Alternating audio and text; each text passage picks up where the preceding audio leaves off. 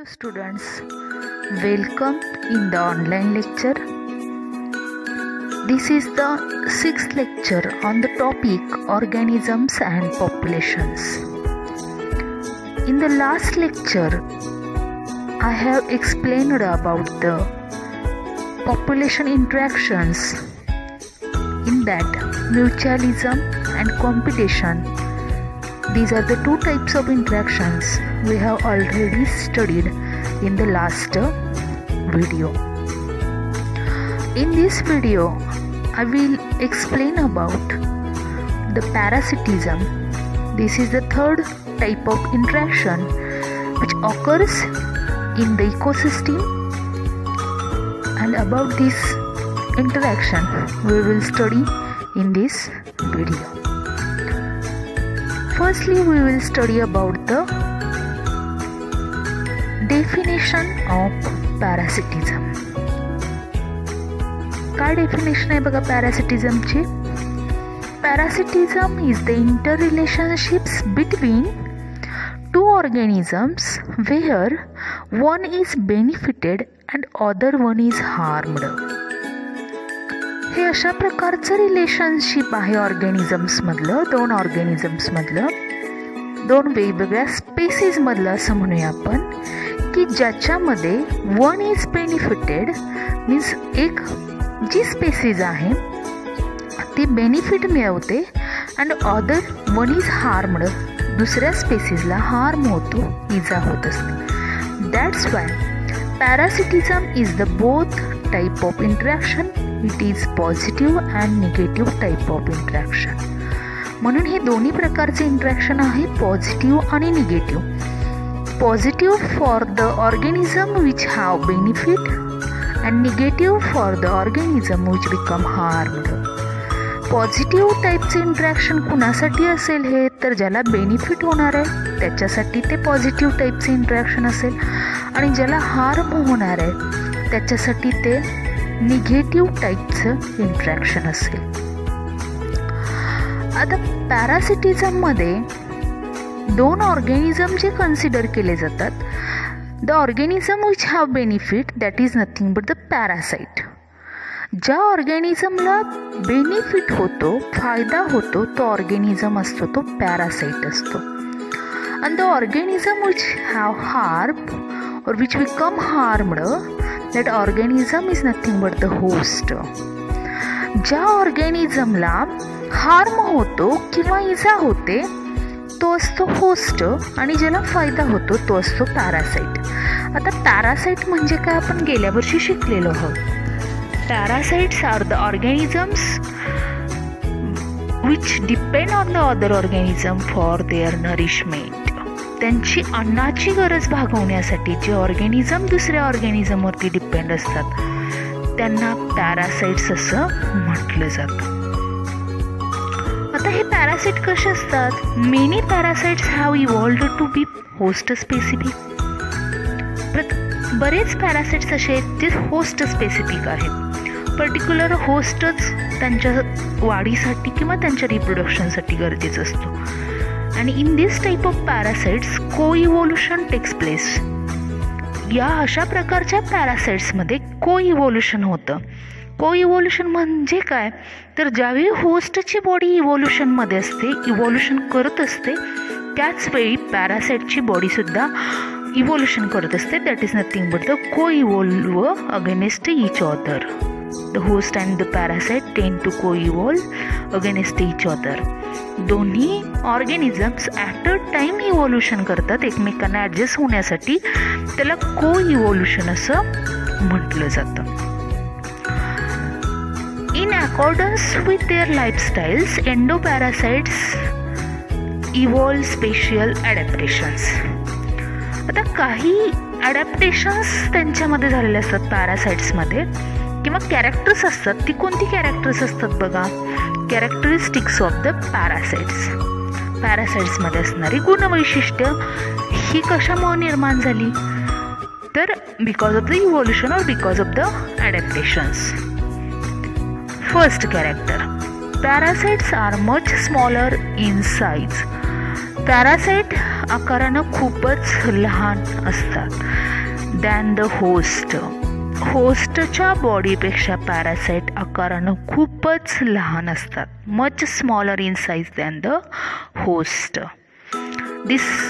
All these characters particular found in the endoparasaits.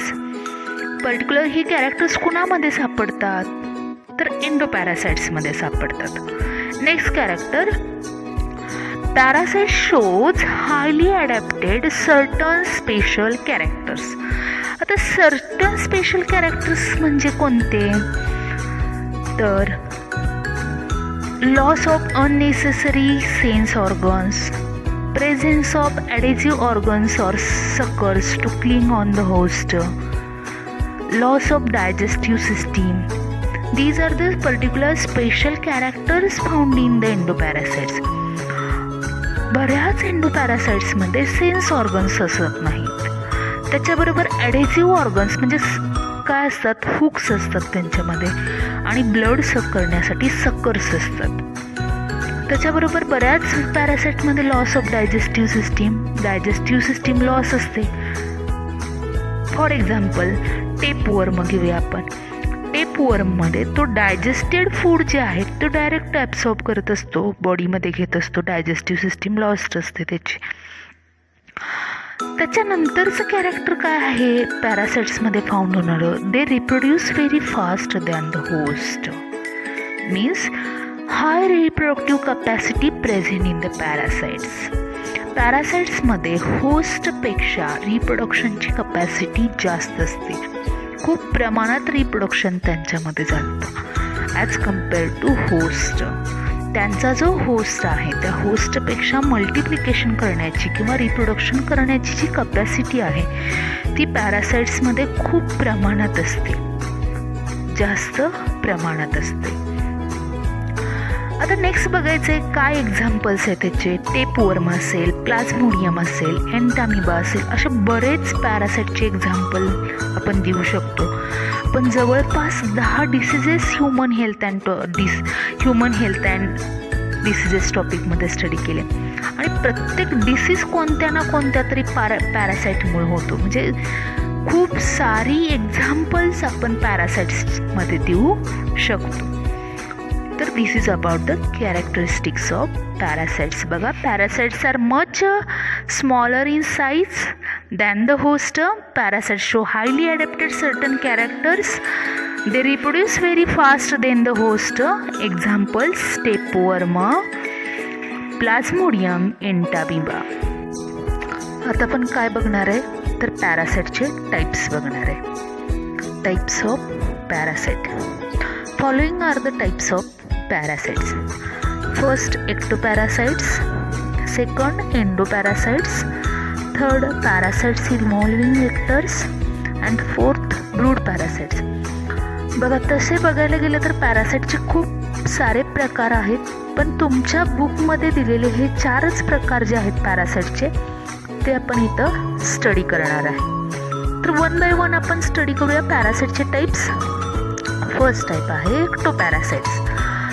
काय आहे definition? The parasites which are living on the host are called एक्टोपॅरासाइट.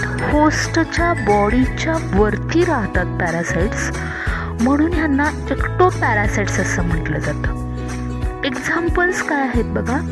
Examples mosquito, lice, leech etcetera. म्हणजे होस्टच्या बॉडीच्या वरती राहून त्याचं फूड मिळवत असणाऱ्या जे पॅरासाइट्स आहेत त्या पॅरासाइट्सना एक्टोपॅरासाइट्स असं म्हटलं जातं. This parasite does not enter in the body. बॉडीच्या आतमध्ये एंटर करत नाहीत, होस्टच्या बॉडीच्या बाहेरच राहतात, होस्टच्या बॉडीच्या वरती, म्हणून यांना एक्टोपॅरासाइट्स असं म्हणलं. Parasites that feed on the external surface of the host organism are called ectoparasite. होस्टच्या एक्सटर्नल सरफेसवरती फिडिंग करणारे पॅरासाइट्स असल्यामुळे यांना एक्टोपॅरासाइट्स असं म्हटलं जातं. एक्झाम्पल्स आत्ता बघितले आपण. मॉस्किटो असेल, मॉस्किटोमुळे स्प्रेड होणारे डिसीजेस आपण बरेच शिकलेलो आहोत. मॉस्किटो आपल्या ब्लडवरती फिडिंग करत असतात. पर्टिक्युलर फिमेल मॉस्किटोज वर्टिब्रेट ॲनिमलच्या ब्लडवरती फिडिंग करत असतात. सेकंड एक्झाम्पल लीच असेल, तुम्हाला इमेजमध्ये लीच दिसतोय. Leech also suck the blood from the vertebrate animals. Vertebrate ॲनिमल्सच्या बॉडीमधलं ब्लड सक करण्याचं काम लीच करत असतो. That's why these are the ectoparasites. हे एक्टोपॅरासाइट्स आहेत, बॉडीच्या वरती राहून, वरच्या बाजूला राहून काय करत असतात, हे फूड कलेक्ट करत असतात, म्हणून यांना एक्टोपॅरासाइट्स असं म्हटलं जातं. आता काही एक्झाम्पल्स प्लांटमध्ये सुद्धा आहेत आणि आपण गेल्या वर्षी शिकलेलो आहोत, त्यामुळे मी त्याची इमेज घेतली नाही.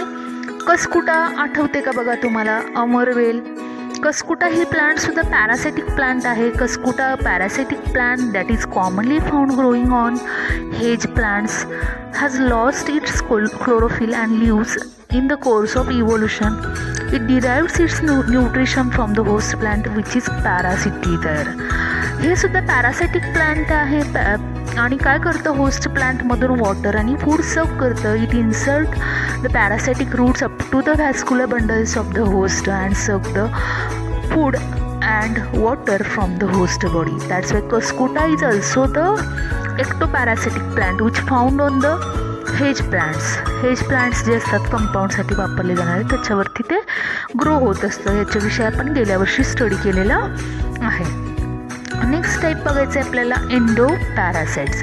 आता endo means inside the body. बॉडीच्या आतमध्ये असतात हे पॅरासाइट्स, आतमध्ये एंटर होतात, म्हणून यांना एंडो पॅरासाइट्स असं म्हटलं जातं.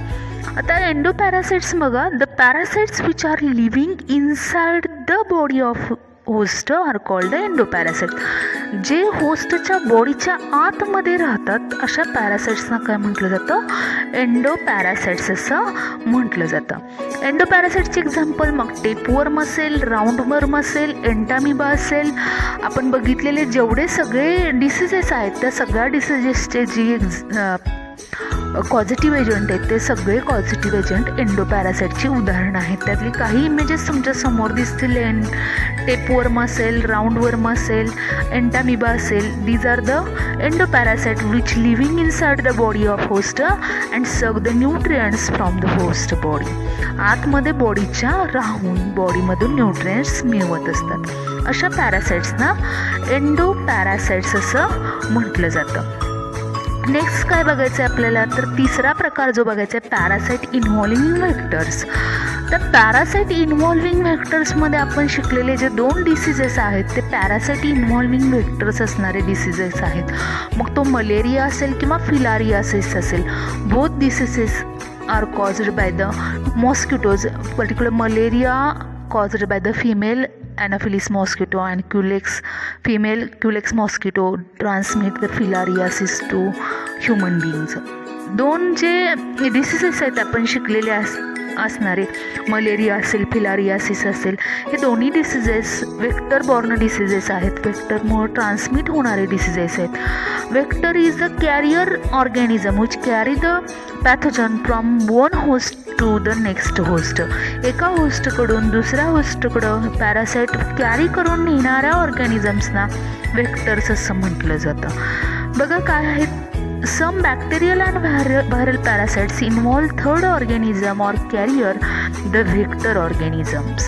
It transmit the parasite into the host body. हे जे कॅरियर ऑर्गॅनिझम्स आहेत किंवा व्हेक्टर ऑर्गॅनिझम्स आहेत हे काय करत असतात, पॅरासाइट ट्रान्समिट करण्याचं काम करत असतात होस्ट बॉडीपर्यंत. एक्झाम्पल्स कोणते, parasite Plasmodium is transmitted by female Anopheles mosquito from one human host to the other. आपण हे बघितलेलं आहे, तरीही परत एकदा सांगतोय आपण. पॅरासाइटच्या टाईपमध्ये पॅरासाइट वेक्टर बॉर्न डिसीज जो आहे मलेरिया, त्याचा जो पॉझिटिव्ह एजंट आहे प्लाझ्मोडियम, हा फिमेल एनाफिलिस मॉस्किटोकडून एका होस्टकडून किंवा एका ह्युमनकडून दुसऱ्या ह्युमनकडं काय केला जातो, ट्रान्समिट केला जात असतो. आता त्याची इमेज मी तुम्हाला लाईफ सायकलची दाखवलेली आहे इथं, आणि ही ऑलरेडी आपण स्टडी केलेली आहे. Female anopheles mosquito is the carrier or vector for the disease malaria. मलेरियासाठी ही कॅरियर असणारी ऑर्गॅनिझम आहे किंवा कॅरियर असणारा ऑर्गॅनिझम आहे, जो 1 पर्सनकडून अनदर नॉर्मल हेल्दी पर्सनकडं काय करत असतो, डिसीज ट्रान्समिट करण्याचं काम करत असतो. आता बऱ्याच वेळा बघा कसं होतं की पॅरासाइट होस्टना हार्म करत असतात, बघितलेलेच आपण, डिसीज कॉज करत असतात.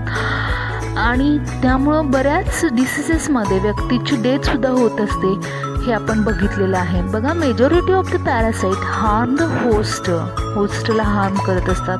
They may reduce their survival, growth and reproduction of the host and may lead to the death of the host, thus reducing its population density. त्यामुळं होस्टची पॉप्युलेशन डेन्सिटी रिड्यूस होण्याचे chances असतात. They might render the host more vulnerable to predation by making its physically weak. आता हे कुणाला लागू होतं तर बऱ्याच ऑर्गॅनिझम्समध्ये, ॲनिमल्समध्ये बरेच पॅरासाइट्स असतात. त्यामुळं त्या पॅरासाइटमुळं त्या होस्टची बॉडी काय होत असते, वीक होत असते आणि मग इतर ऑर्गॅनिझम्सकडून त्याचं इझिली वीक झाल्यामुळं प्रिडेशन केलं जाऊ शकतं. असं आहेत पॅरासाइट इन्व्हॉल्विंग व्हेक्टर्स. नेक्स्ट बघायचं आहे आपल्याला ब्रूड पॅरासाइट्स. आता ब्रूड पॅरासाइट्स म्हणजे कसले पॅरासाइट्स तर बघा, this type of interaction is shown by cuckoo to keeps her eggs for development in the crow's nest. The host behaves as a babysitter as they raise their young ones as their own. हे generally कुठं दिसतं तुम्हाला? कोकिळा माहिती असेल. ककू म्हणजे कोकिळा. कोकिळा काय करत असते, तिची अंडी कावळ्याच्या घरट्यामध्ये ले करत असते, घालत असते. आता त्याचं एक इमेज घेतलेली आहे मी. बघा, इथं इमेजमध्ये तुम्हाला ब्रूड पॅरासाइटिक एग्ज दिसतात आणि इथं तुम्हाला होस्ट एग्ज दिसतात. हे दिसतात ते होस्ट एग्ज आहेत आणि हे दिसतात ते ब्रूड पॅरासाइटिक एग्ज आहेत. ककू काय करते, तिचे जी एग्ज आहेत ती कोणाच्या नेस्टमध्ये घालते तर क्रोच्या, कावळ्याच्या घरट्यामध्ये ती तिची अंडी घालत असते. आता घातल्यानंतर काय करतो क्रो, त्याला वाटतं की हे स्वतःचीच अंडी आहेत म्हणून तो त्या कोकिळीची अंडी उबवतो. उबवल्यानंतर तेवढ्यावरती थांबत नाही तर काय करतो, they also feed young ones as their own. म्हणजे त्या यंग वन्स बरोबर ते स्वतःचे यंग वन्स आहेत असं तो बिहेव करतो. And that's why that type of host are called as babysitter. म्हणून त्या प्रकारच्या होस्टना बेबी सिटर्स असं म्हटलं जातं. आणि तो फिडिंगसुद्धा देतो त्याला. नेक्स्ट इमेज तुम्हाला दिसेल की कशाची आहे इमेज, तर ती इमेजमध्ये तुम्हाला दिसेल की क्रो कोकिळेच्या पिल्ल्याला फिडिंग करायला लागले, फूड द्यायला लागलेलं आहे. या तुमच्या बुकमध्ये सुद्धा हीच इमेज दिलेली आहे बघा तुम्ही. तर क्रो हा आहे तो क्रो आहे आणि तो फूड द्यायला लागलेलं आहे. हे जे पिल्लू दिसतंय तुम्हाला ते पिल्लू आहे कोकिळेचं आणि कावळा त्याला भरवायला लागलेला आहे. म्हणजे कावळा हा बेबी सिटर म्हणून ॲक्ट होतो आणि अशा पॅरासिटिझमला ब्रूड पॅरासिटिझम असं म्हटलं जातं आणि पर्टिक्युलर बर्ड्समध्ये दिसतं. बघा, brood parasitism in birds is a fantastic example in which the parasitic bird Lay's it's eggs in the nest of the host bird and let's the host bird incubate them. त्याला उबवण्याचं काम करतो host. During the course of evolution, the eggs of the parasite bird have evolved to resemble the host's eggs in size and color to reduce the chances of the host bird detecting the foreign eggs and ejecting them from the nest. Evolution होत असताना असं evolution होत जातं parasite आणि होस्टमध्ये की पॅरासाईटची जी अंडी आहेत parasitic बर्डची, त्याची अंडी साईजनं पर्टिक्युलर कलरनं जवळपास त्याच्यासारखीच होस्टसारखीच व्हायला लागतात इव्होल्युशनमध्ये, जेणेकरून ते त्या बर्डमधून होस्टच्या बर्डच्या घरट्यामधून त्याला इजेक्ट केलं नाही जायला पाहिजे किंवा डिटेक्ट केलं नाही गेलं पाहिजे ॲज अ फॉरेन एग म्हणून. Eggs of the parasitic bird hatch before that of its host. असं असूनही होस्टपेक्षा अगोदर पॅरासायटिक बर्डची एग्ज हॅच होतात आणि त्या यंग वन्सना होस्ट आपली यंग वन्स म्हणून ग्रो करत असतो, फूड पोचत असतो. आणि हे एक्झाम्पल कुणामध्ये फाउंड होतं तर होस्ट बर्ड आहे कॉमन इंडियन क्रो आणि पॅरासायटिक बर्ड आहे एशियन कोयल. एशियन कोयल हे त्याचं एक्झाम्पल आहे. This is about the brood parasite. पॅरासाइटचे आणखी काही प्रकार आहेत. पॅरासाइटच्या प्रकारामध्ये सोशल पॅरासाइट्स येतात, ॲडेल्फो पॅरासाइट्स येतात, क्लेप्टो पॅरासाइट्स येतात. असे बरेच प्रकार पॅरासाइट्सचे गेल्या वर्षीच्या सिलॅबसमध्ये होते, पण यावर्षी तुमच्या नवीन सिलॅबसमध्ये हे सगळे टाईप्स काढलेले आहेत आणि ठराविकच टाईप तुमच्या सिलॅबसमध्ये जे ठेवलेले आहेत ते आहेत endoparasite, ectoparasite, then parasite involving vectors and brood parasite. This is about the types of parasite. हे सगळं एक्सप्लेनेशन आहे पॅरासाइटच्या टाईप्सबद्दल. आता पॉप्युलेशन इंट्रॅक्शनमध्ये नेक्स्ट जे प्रकार आहेत इंट्रॅक्शनचे ते आहे प्रिडेशन राहिलेल्यामधला आणि कॉमेन्सॅलिझम. हे दोन जे प्रकार आहेत पॉप्युलेशन इंट्रॅक्शनमधले, प्रिडेशन अँड कॉमेन्सॅलिझम, हे आपण नेक्स्ट लेक्चरला स्टडी करूया. थँक्यू.